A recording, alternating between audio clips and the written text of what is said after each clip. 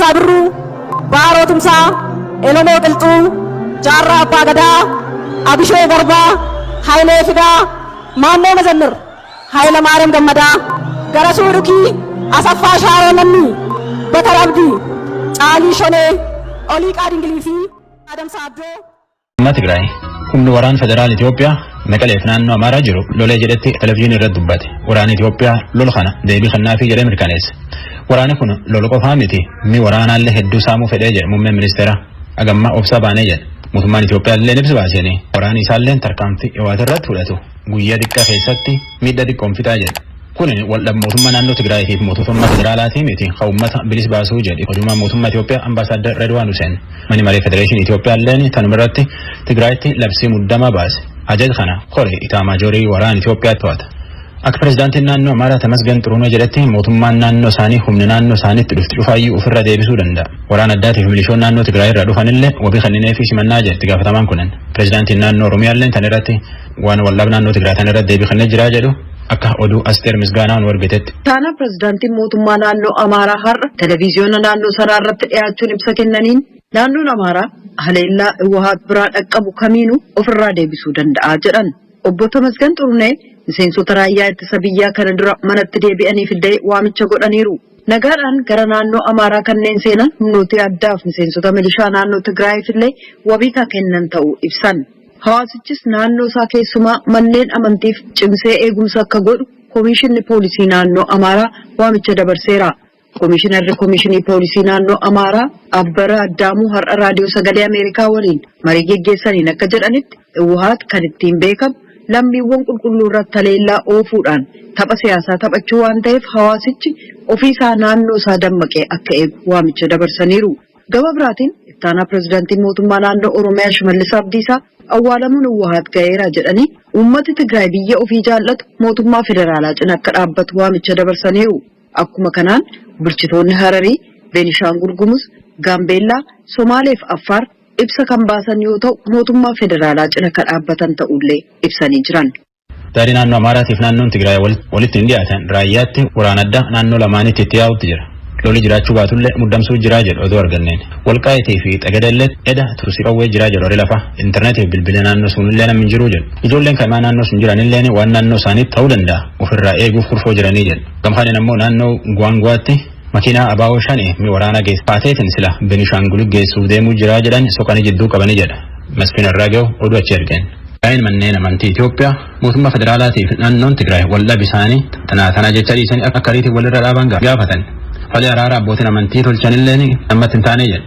Waldhabbii obboleeyyanii hoomaan bahuu jedhe ibsi kunin. Tanaallee akka paartii badhaadhinnaatii fi paartiin TPLF waldhabbii siyaasaa isaanii kan nagumaan falatan gaafatan ibsi kunin. Akka abbootiin amantii abbootii gadaatii fi namummaan cuftiniyyuu rakkoo tana karuum nagaatiin faluuf qoodi sabaa gaafatan. Borii jalqabanillee torbaan tokkoof akka namni rakkoo tanaaf waaqee ammatu gaafatanii jedha. Malakaachuu ammaa oduu Finfinnee ergeen. Kaawunsiliin baqattoota Noorweeyillee ibsi baaseen muddamsuu Itoophiyaa biyyi duruyyuu namni hedduun keessa baqatee fi rakkoo namoomaa hedduu keessa jirtu ta'uun kunin waan namni addeessaa jedha.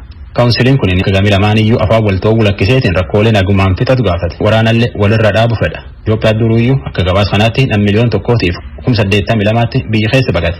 700,000tiif 90,000tti ammoo lol biyya olloota Afrikaa bahaatiif baqateetiin keessa. Lola sab tokko irratti xiyyeeffateen nam nagaa hedduu fixee jira. Muummeen ministeera Itoophiyaa Abiy Ahmed haleellaa kanaan hin gaddina mootummaan karaa ceeru cufaan fayyadameetiin rakkoo isaanii buqqisaa jedhe. Nyaaphi Itoophiyaa akka muummeen ministeeraa jedheedhanitti yookaan nutti bitaa yookaan biyyatti badaa jedheetiin ka'ee jedhee jedhe. Pirezidaantiin naannoo Oromiyaa Shimallis Abdiisaa illeen daba abaaboo shanee fi badii wayyaaneetiin Itoophiyaan hin jidduu jedhe. Nakor malkaatti erge.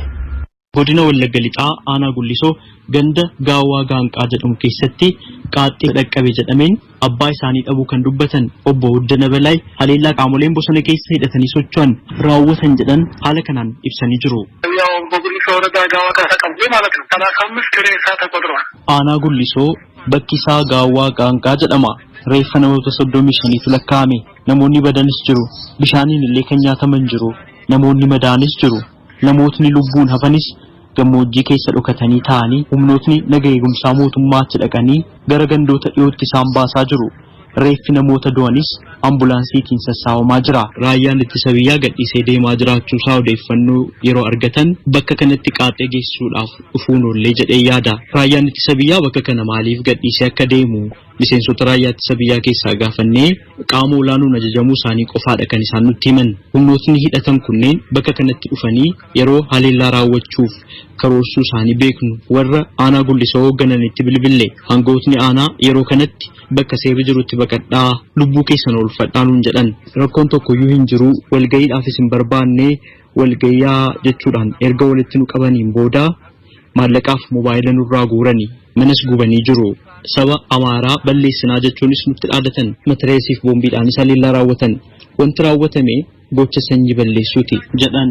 Namootni kunneen hidhattoota Oromoo bilisa baasnaa jedhan ta'uu isaanii kan ittiin beekne rifeensi isaanii gurguddaadha, fuulli isaaniis mul'atu dhokatanii jiru. Eenyummaa isaanii nutti himuu dhiisii fuuluma isaaniiyyuu nutti hin agarsiifne.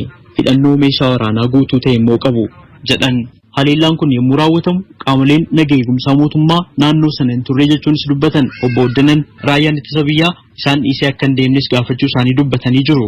Obbo Ayyala Nugus namni jedhaman kan biraanii fi yeroo haleellaan kun raawwatamu ijaan argee namni jedhan kaleessa guyyaa naannoo sa'aatii 11 haleellaa aanaa Gullisoo ganda Gaawwaa Gaanqaa jedhamee waamu kanatti dhaqqabeen lubbuun namoota hedduu darbeeraa jedhan. Lakkoofsaanis kan isaan dubbatan. Haleellaan kun eenyummaa irrattis kan fuuleeffate jechuun dubbatu.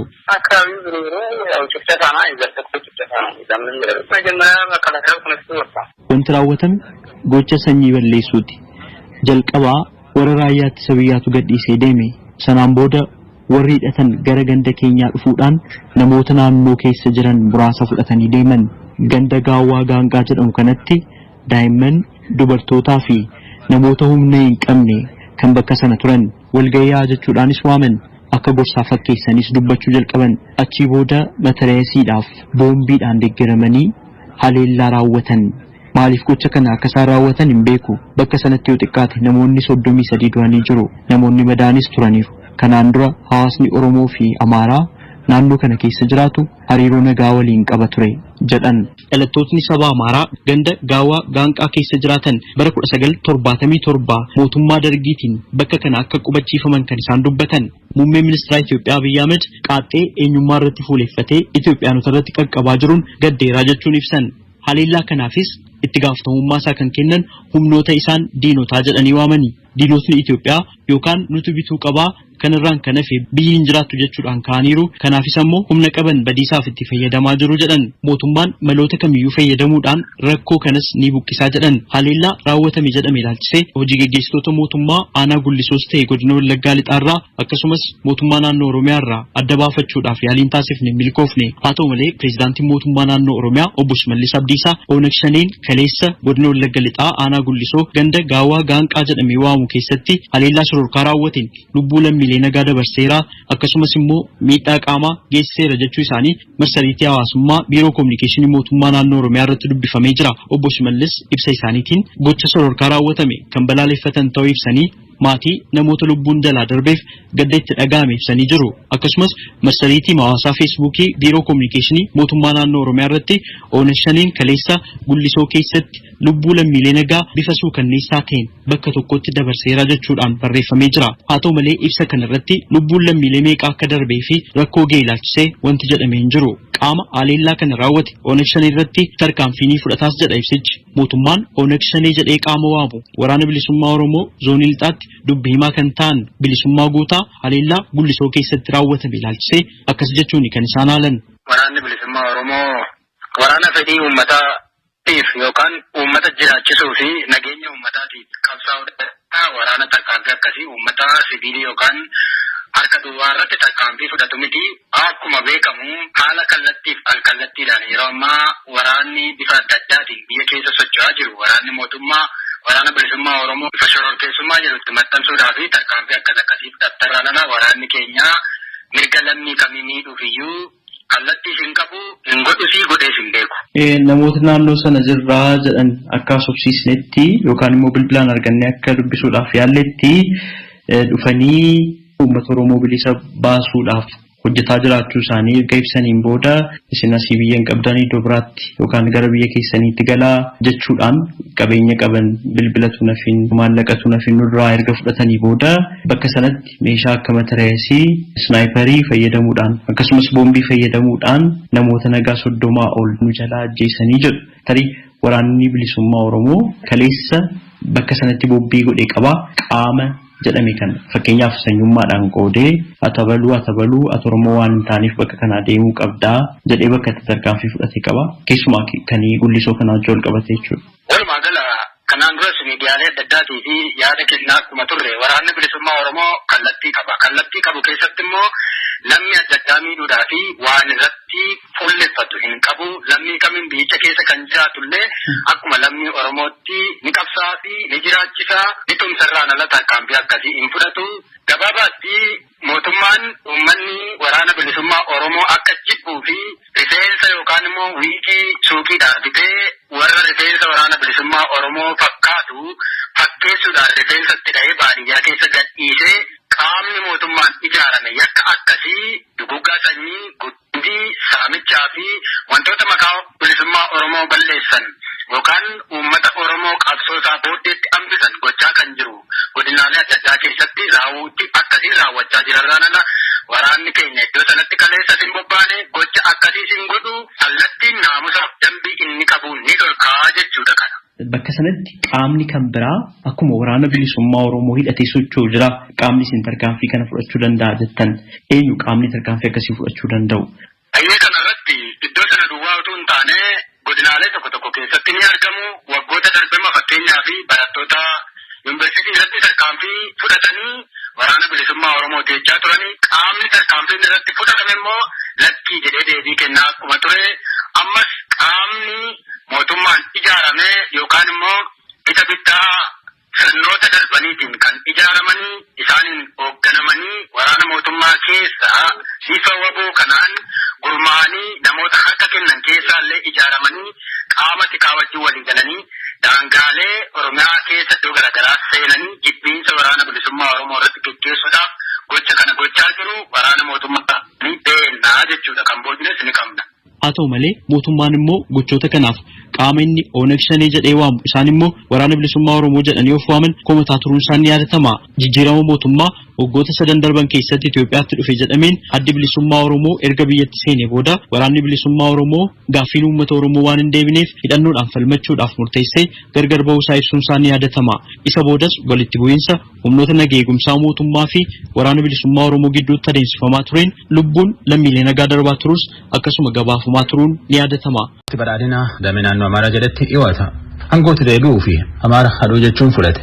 Wanni uummata Amaaraa Oromiyaalleetti ta'e fuula dhibiilleetti miidhamuu jiruu fi harka hiwaati kee jiraa jedhu. Paartiin tun ijjeecha sab tokko irratti xiyyeeffateedhaan kan Wallagga Bahaa aanaa Gullisoota irratti gadditti dhagaameen ibsa kanallee baasan akkas misgaanaa oduu nu ergiteen jettatti.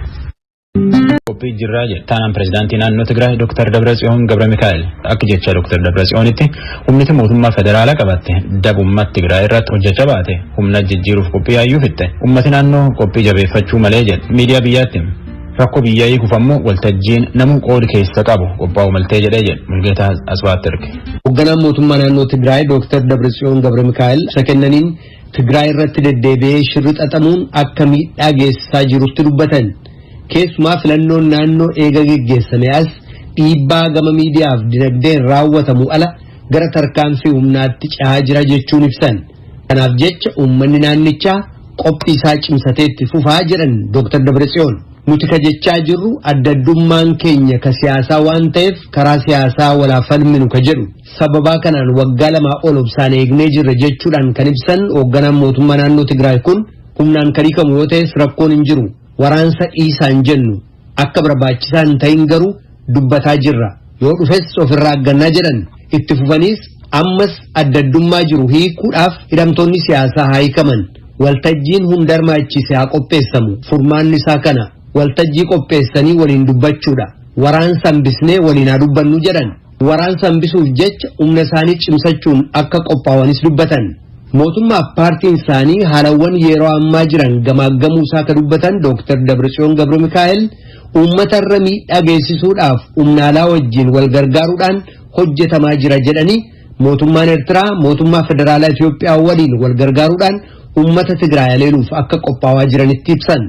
Mootummaan Eertiraa humnoota bilisummaa Eertiraa hin deeggarre wajjin walii tumsuun uummata Tigraay ka bilisummaa Eertiraaf qabsaa'e aleeluuf kan hojjetaa jiru ta'uu uummanni Eertiraaf raayyaa waraanaa Eertiraa hubachuu qabaa jedhan Dr. Dabratsiyoon.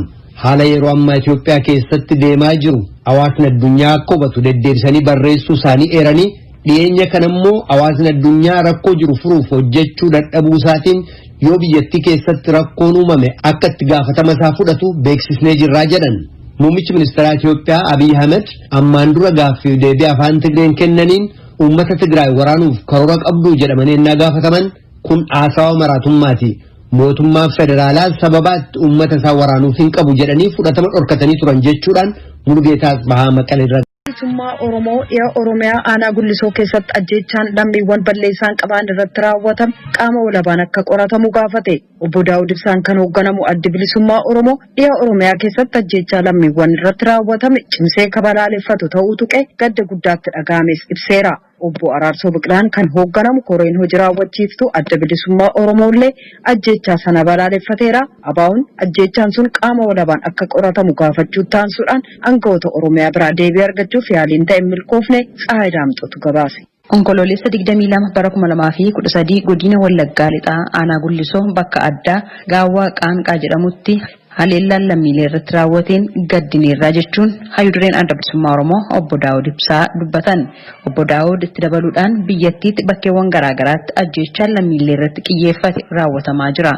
Kun immoo nageenya biyyattiif sodaa guddaadha jechuun furmaata waaraa barbaaduun barbaachisaadha jechuun ibsaniiru.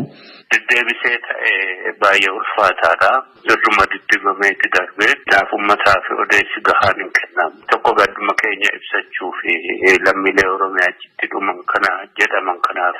Kalammataa waan kun deddeebi'ee bakka hedduutti ta'ee rakkinni nageenyaa gaaga'amni nageenyaa biyya kana bakka qabanii bakka gadhiisan dhabamutti jira. Inni kuni keessattuu ajjechaa fakkaataan kanaan duras deddeebinee jenneerraa ifan ta'u uummataa fi kanaaf qaama walabaan akka inni qoratame warra du'a jedhan kanaafis hunda keenyaaf ummatoota Itoophiyaaf addunyaaf illee ifa akka ta'u gaafanne. Ajjechaan namoota irratti raawwatu yeroodhaa gara yerootti dhaga'amaa jira kan jedhan obbo Daawud namoota yakka ajjechaa kana raawwatan seeratti dhiyeessuuf maatiifis ta'e uummataaf ibsuun hin mul'atu. Kanaaf ammas qaamni walaba ta'e ajjechaa kana qoratee akka uummataaf ifa godhu hubachiisnaa jechuun ibsaniiru. Koreen hojii raawwachiiftuu adda bilisummaa Oromoo obbo Araarsoo Biqilaatiin hoogganamu gama isaan ibsa baaseen ajjechaa lammiilee Wallagga lixaa aanaa Gullisootti raawwate balaaleffataniiru. Miseensa koree hojii raawwachiiftuu kan ta'an obbo Qajeelaa Mardaasaa raadiyoo sagalee Ameerikaaf akka ibsanitti ajjechaan raawwatame kun haleellaa shororkeessummaati jechuun ibsani. Akkaataan itti ta'etti ajjechaan sunis suukanneessaa ta'uu dhageenye kanaan ni balaaleffannaa jechuudha. Eenyuyyuu haa godhu, eenyuyyuu haa raawwatu waan balaaleffatamuu qabudha. Eenyullee kana balaaleffachuu qabaa jechuudha. Gochaan kun immoo gochaa shororkeessummaati. Ajjechaan akkasii kun isa jalqabaallee miti. Waan illee sanyii yookaan immoo sabummaa adda baaseellee taasifamu miti. Iddoo baay'eetti Oromootis bifa kanaan ajjeefamuun lakkoofsi namaa guddaa ta'uu xiqqaa ta'uun akka jirutti ta'ee namoota ajjeefamuun waanuma beekamuudha. Ilmaan Oromooillee bifuma kanaan Oromiyaa keessatti bakka adda addaatti ajjeefamuun ni jira. Inni kun dhaabbachuu qabaa jenna jechuudha. Obbo Qajeelaan itti dabaluudhaan ibsa mootummaan ABO shaneetu haleellaa kana raawwate jechuun ibsa irrattis yaadataanu kennaniiru. ABO shanee kana nuti hin beeknu. Maqaa ABO shanee jedhus jaarmee ABO shanee jedhus hin beeknu. Garuu miidiyaan tokko tokko dogoggoraan haa ta'uu beekaa haa ta'uu yeroo tokko tokko maqaa ABO waan jiru tokko keessa naqu. Addi bilisummaa Oromoo qabsoo karaa nagaa gochaa jira. Qabsoo karaa nagaa fi seeraan itti deemaa jira. Addi bilisummaa Oromoo filannoo dhufurraas qooda fudhachuudhaaf sochii godhaa jira. Rakkoolee adda addaadhaa biyya kana keessa jiran mudatan hundumtuu furmaata argatanii rakkoon nageenyaa amma jedhamaa jiruu fi kan kana fakkaatan hundumtuu furmaata argatanii gara filannootti deemuudhaaf addi bilisummaa Oromoo qophiitti jira. Addi bilisummaa Oromoo gocha akkanaa keessaas hin qabu. Addi bilisummaa obbo Daawud Ibsaan hoogganamuu fi obbo Araarsoo Biqilaan hoogganamu ajjechaan lammiilee nagaa irratti raawwatame qaama walaba ta'een qoratamuu qabaa jechuun kan gaafataniif gama mootummaatiin biiroo dhimmoota kominikeeshinii mootummaa naannoo Oromiyaa fi biiroo nageenyaa Oromiyaa irraa deebii argachuudhaaf carraaqqiin taasisne milkoof. Akka tokkotti deebineetiin isinitti muutti jira. Ameerikaan pirezidaantii filachaa baate akka kamis dabree kaardii filannoo miliyoon hedduu lakkaa turan. Nami waltaa'ee maashiniin filachuu hin dandeenye poosta argatanitti kaardiin filatan. Kaardii miliyoon hedduu lakkaa baane. Jarri wal dorgomaa Joo Baayidanii fi Doonaald Tiraamp. Duuli filannoo kasaanii kadhumaa maal fakkaata? Warri dorgomu agdee sanaatiyyuu duulum filannoo oolee bule haleellee akkana demokiraat keessaa Joe Biden kutaa Ohio fi Pennsylvania teegeen akkumatti baay'eetiin filatu dhaamate. It's time to stand up. Time to take back our democracy. Ammaan tan yoo inni ka'u male saatiin demokiraasii ta'ee deeffan ammaan tan hin dandeenye hagana caalayyuu hin dandeenyaa jedhu. President Trump sanbata dabre nama hedduu baafatetti Florida keessa oole. Akka ogeeyyituu siyaasaa jedhanitti Trump qabxii guddoo argachuuf Florida mo'uu male. Floridaan lafa bakka buutota ummati filate yookaan electoral college presidenti filatan godini cufti seermata ofii qaba bakka buutota ummata filata ka ummati baay'ee filata malee namni mo'u bakka buutota ummata 538 keessa nama 270 dursee argatetti mo'u ummatilleen hin filata jedhe hulleen hin filata. President Trump Floridaatti nam hedduu baafate dorgommii keessa oole. You know what gets crowds like this? Making America. Gumi hagana geettetan argachuu hin danda'an nama hagana guddaa kan namni argachuu danda'u tokkooyyuu hin jiru. Maaniif akkana bargan seetan jabeen Ameerikaa ammallee deebifannaaf akkana jedhe President Trump. Hagdii sanaatti Trump fi Biden Floridaatti walum jal jiran President Trump kalee Pennsylvania, North Carolina, Michigan fi Wisconsin keessa oole. Godin kan sadeen gan sadiin duratti isatti mo'ate. Barkan ammoo godin kun yookaan isaa cita yookaan gara Biden gala. Jari lamaan yoo dorgomu laafinnaan walima. Biden Trump koronaan mallee dabalaa deemuu jiru kanaayyuu Ameerikaa irraa dhowwuu hin dandeenye jedhetti uummatatti himata. Donald Trump waved the white flag of surrender to this virus. He did that. His own chief of staff. Donald Trump alaabaa adii itti arguufatti vaayirasii kanatti harkannate. Gaafatamaan hojjettoota isaallee tanuma qonni inni torbaan dabre keessa jedhu. Yaayyuu dadhabne homa tolchuu hin dandeenyu jedhee jedhu. President Trump ammoo mala jireenya Ameerikaa kanni adoo koronaan kun hin dhufin iyyuu jabeessa guddisaa dhufeeni jabeen suniin gamasiin himata. Biden ammoo yooyyuu moo'e gibira sanit dara hojii dhabdanii jedhetti gamasiin biyyatti himata. Biden will raise your taxes $4 trillion, massively increase your regulations, close down your factories. Gibir $1 biliyoon hedduu isanit dabala. Waan isan qabdan akka malee isan irratti to'atalle. Warshaa keessan cufsiisa hojii teessan biyya alaatti isan irraa erga. Haga dhalateeyyuu hojiin isaatu tanumaa jedha. Yuunaayitid Isteetsi keessatti filannoo biyyoolessaati. Uummanni Ameerikaa pirezidantii Yuunaayitid Isteetsi Doonaald Tiraampiif kan isaaniin dorgoman ittaanaa pirezidantii biyyattii duraanii Joo Baayiden keessaa eenyu waggoota arfan dhufaniif akka pirezidantii isaaniif ta'u filachuuf jiran. Kutaa Teeksaas jiru koolleejii Koolinsitti barsiisaa barnoota dinagdee yookaan ikoonomiksii ka ta'an Piroofeesar Mohaammed Xaahiroo akka yaada isaanii nuuf kennan namoonni haasofsiisee jira. Professor Mohammed filannoo akka United States keessatti geggeessamaa jiru kana filannoodhaan maandura biyyattii keessatti geggeessamanirraa maaltu adda godha akkamitti ilaaltu? Filannoo ammaa kana filannoo asiin dura ta'an keessa adda ka godhu pirezidantiin amma jiru Donald Trump waan hedduun waan pirezidantiin Ameerikaa hin dalayne hin jenne nama jedhuu fi ammas zamana dhukkubni haarofni COVID-19 jedhamu kun itti dhufetti filannoo ta'utti jiru. Kanatu adda godha jedhee ilaala. Duulawwan na filadhaa kaadhimamtoota paartiilee lamaaniin iyyuu jechuun pirezidaant Doonaald Tiraampiif ka dimokiraatota irraa isaan dorgoman ittaana pirezidaantii duraanii Joo Baayideniin geggeeffamaa turan akkamitti ilaaltan? Joo Baayiden waan hedduun wama baratame akkuma asiin dura namni pirezidantii Ameerikaa ta'ana filadhaa jedhu akkuma aadaatitti nama duula godhaa ture waan gaarii dubbataa arrabni isaa miliqee waan hamaan dubbatu.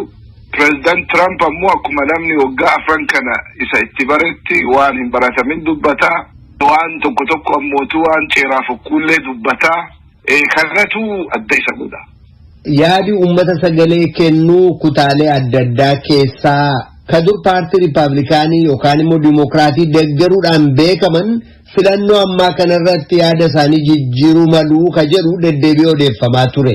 Kun maaliif jettanii yaaddu waan hubattan maaltu jira? Filannoon kun filannoo waggaa afur dabreetiin wal fakkaata. Wanni adda isa godhu yoo jiraate President Trump amma rekordii qaba waan uf duuba achi garagallee laallu qaba. Gaafa duraasan namni hedduun isan beekuu ture. Namni politikaa Ameerikaa jala hin deemne hedduun isan beekuu ture. Amma isa beeka. Wanni inni irratti duula na filadhaa kana waggaa afran duraa godhee fi amma godhellee wal fakkaata. Wanni hedduun isaa waan aadaati. Aadaa yoo jennu jijjiirraa guddatu dhufu jira biyya kanatti. Donald Trump ammoo akka itti dubbatu beekaa uummata isa deeggarutti. Demograafiin takkaahu gosti adiitun dhiqqaachuu jirtii waan jedhu sodaa hedduu namni waan qabu. Warri adiin kun inni ammoo akka itti dubbatu waan beekuuf gargaarsa guddaa ka argateef. bara duraallee ammallee waan saniif filannoon pirezidantii yeroo hedduu ka murteessu silaa ikonomiidha. Ikonomiin Ameerikaa yeroo ammaa kana dhukkubni COVID-19 kun utuu jiru ikonomiin isaa wayyaadha. Ji'a dabree dhibbeentaa 30 oliin guddate ikonomiin Ameerikaa jechaan wanni hedduun cufaa waan tureef deebi'ee wayita banamu oomishni akka malee ol ka'e. Hojii dhabdummaan 7.9 jechaan akka silaa dhukkubni kun waan cufa cufeef ikonomiin Ameerikaa ammallee wayyama. Mootuu President Trump kanatti dhimma bahutti jiru akka arginutti isteeta hedduu keessatti isteeta duraan Riippablikaanatti beekaman akka Joorjiyaa, akka Nevaadaa, akka Flooridaallee bara duraa isatu moo'ee amma mootuu hedduu achitti illee rakkina irra gahee jira. Kun maaliif ta'e Profeesar Mahammad?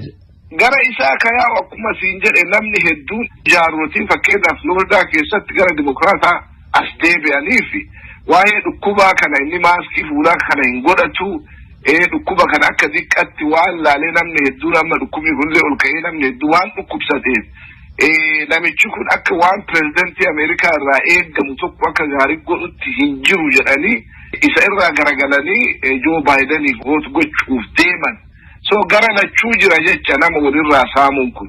Gama Joo Baayidanii dhimma ijoo jabaa ta'ee. Kasasaa Birruu, Baaroo Tumsaa, Elonoo Qilxuu, Jaarraa Abbaa Gadaa, Abishee Garbaa, Hayilee Fidaa, Maannoo Mazannir, Hayila Maariyaam Gammadaa, Garasuu Dhukii, Asaffaa Shaaroo Lammii, Bakar Abdii, Caalii Shonee, Olii Qaadingilii fi